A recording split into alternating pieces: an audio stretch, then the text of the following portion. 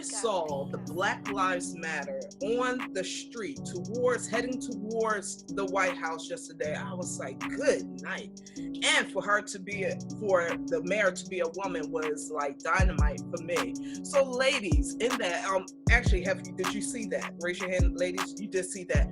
So how did you feel, Vantage Point, when you saw that? Okay, Alexa, no, I can't even finish. Go on, say it. You see me jumping in here because I cried.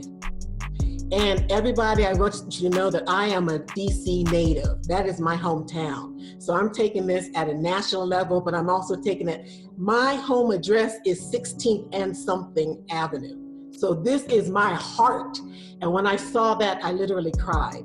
I cried because, you know, to live in DC, you are not represented. Our license plate says taxation without representation because you are not a state. You don't have senators. You don't have congressmen. So we are unrepresented anyway. And then what was the way that it was explained, the action that she did, Mayor Bowser did, was she wanted the world to know, including our current president, that the streets belong to the city, the streets belong to the people.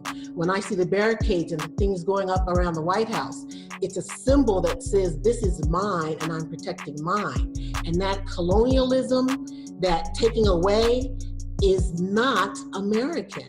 I grew up going to the White House on field trips, and when I was younger, you could just drop in anytime you wanted to, because it belonged to us. And the sense that that belongs to us, whoever is in the White House, and I want to give respect to the office, but whoever's in the White House, that is temporary. You've got 4 years, maybe 8. After that, you're done. You're a private citizen again.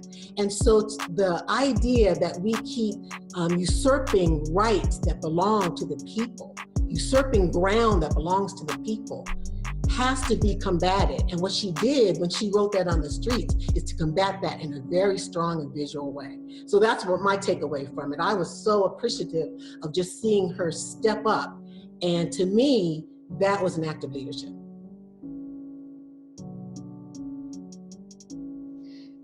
Excellent. I too was very pleased with Mayor Bowser's bold move. It was very courageous and loud. And I think not only these United States of America, but the entire globe saw it, they heard it, they felt it. It was great.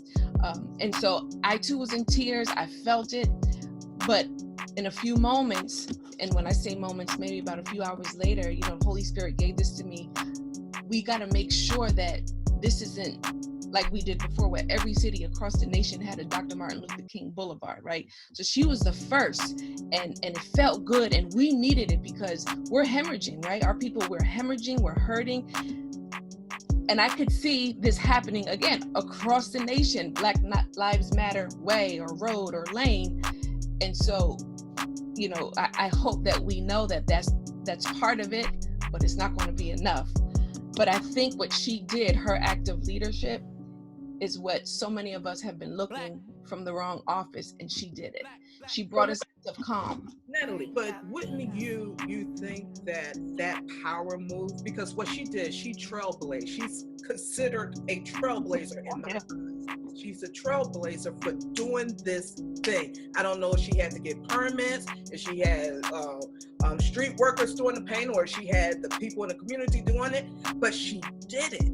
Are we looking for the same type of boldness from our local leaders? I know we are from the office of the president, but are we looking for the same move? For me, absolutely, yes. I am looking for it because the decisions that they make at our local government are the decisions that affect me directly day to day. And I think, unfortunately, as a people, we pay so much more attention, generally, I'm speaking very generally, to a national election.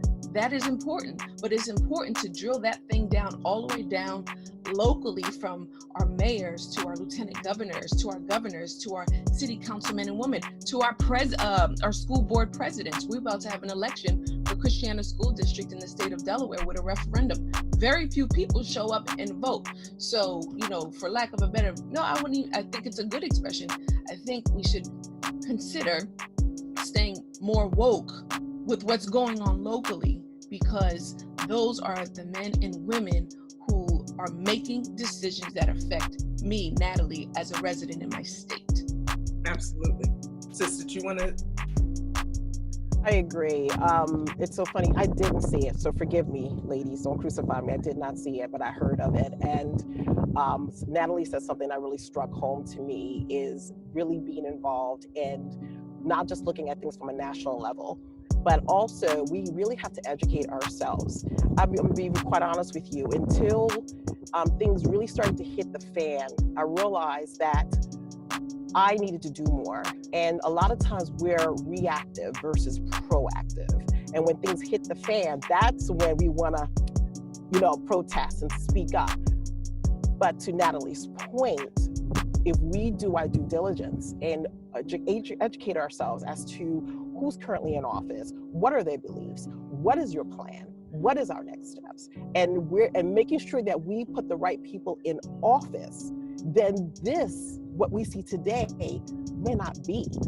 So the question is, how do we move forward? To Serge's point about how important it is to vote, and Natalie's point about how important it is to vote at every level, something came up, and there's so much, it's hard to stay on top of everything.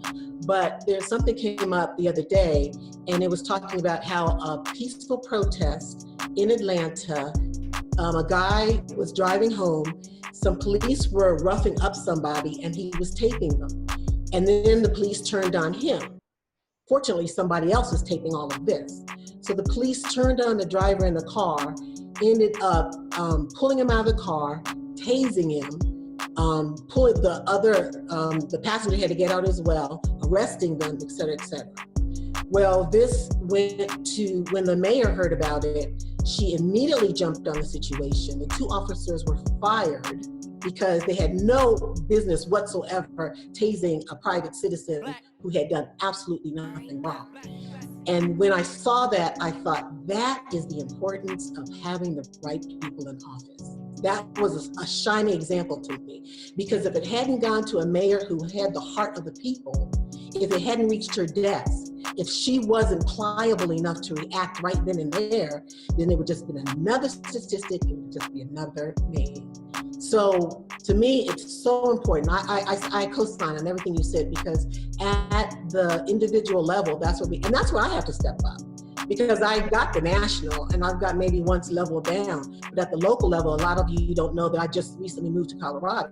So I've got to understand, who are these people, who's representing me now, and I really have to get in there and educate myself too. You know what I realized this morning as I was preparing for this conversation is, that statement and slogan, snitches get stitches in the streets. Doesn't it feel like that's the same in the police department? That they are in that brotherly, sisterly, committed to one another loyalty type of thing, that if we didn't get the footage, if we don't catch these officers doing these things, I have never heard of a police officer call out another police officer. I have never. Am I wrong? Have you seen anyone, officer? I haven't seen that, but I was listening to the news today, and in Minnesota, of course, everyone's jumping on the bandwagon. What kind of police reform laws can we put up? And one of the things they're going after is that they're going to come up with some new guidelines in terms of how police officers should react. If anyone goes against those guidelines, then they automatically get the same punishment as the person.